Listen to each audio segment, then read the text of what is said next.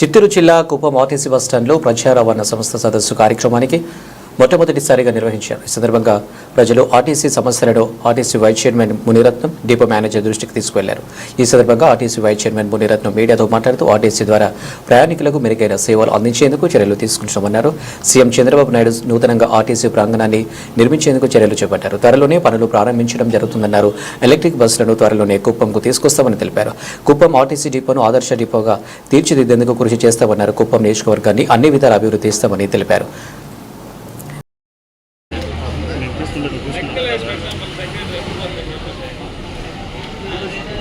కడప వీడి వికాస్ మర్మత్ మాట్లాడుతూ కడ ఆధ్వర్యంలో కుప్పం నియోజకవర్గంలో అభివృద్ధి పనులు చేపడుతున్నామని అన్నారు.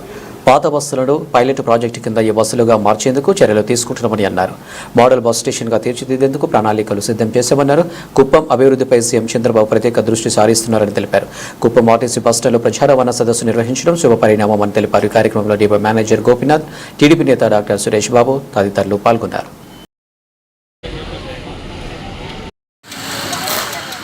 ఆర్టీసీలో చాలాసార్లు వింటూ ఉంటాం. ఆర్టీసీ డ్రైవర్ సడన్గా హార్ట్ అటాక్ వచ్చి అక్కడ బస్సు యాక్సిడెంట్ జరిగిందని ఇలా ఉంటాయని వింటూ ఉంటాం. అందువల్ల దాన్ని రెగ్యులర్గా చెకప్ చేసుకుంటే ఎవరైతే ఎస్పెషల్లీ డ్రైవర్స్, కండక్టర్స్ లేకపోయినా ఇబ్బంది లేదు, కానీ డ్రైవర్స్ అయితే కంపల్సరీ అంటే ఒక డ్రైవర్ దాదాపు 50 మంది ప్రజల యొక్క జీవితాలు ఆయన చేతిలో ఉంటుంది కాబట్టి 50 కుటుంబాలు ఆయన చేతిలో ఉంటుంది కాబట్టి ఆయన ఫ్రీక్వెంట్ హెల్త్ చెకప్ చేసుకుంటే మంచిది. ఆర్టీసీ హాస్పిటల్ కూడా అంత సౌకర్యవంతంగా లేదు, చాలా మంది ఇబ్బంది పడుతున్నారు ఆర్టీసీ ఎంప్లాయీస్ అందరూ కూడా.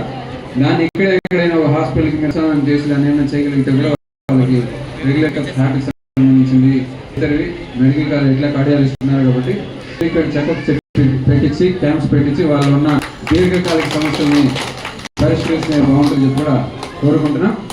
ఇంకా ఆఖరికి ఏమంటే నేను బస్సు ఎక్కినప్పుడు చాలా సుదీర్ఘ ప్రయాణం ఉంటుంది కాబట్టి మ్యూజిక్ సిస్టమ్ ఇంతకు ముందు ఉండేది, ఇప్పుడు మ్యూజిక్ సిస్టమ్ లేదు. టీవీలు ఉండేది, ఇప్పుడు లేదు. ఇలా బోర్ కొట్టేస్తుంది ఆర్టీసీ ప్రయాణం. బోర్ కొట్టే దయచేసి మ్యూజిక్ సిస్టమ్ టీవీలో పెట్టుకోమని కొంచెం అలరించాల్సిందిగా, అలరిస్తే మేము అలరిస్తామని చెప్పి సెలవు తీసుకున్నాం. అభివృద్ధికి భాగంగా చంద్రబాబు నాయుడు గారు స్పెషల్గా ఒక ఐఏఎస్ ఆఫీసర్ని వికాస్ మర్మత్ గారిని పంపడం అనేది మనకు చాలా గొప్పగా ఉంది.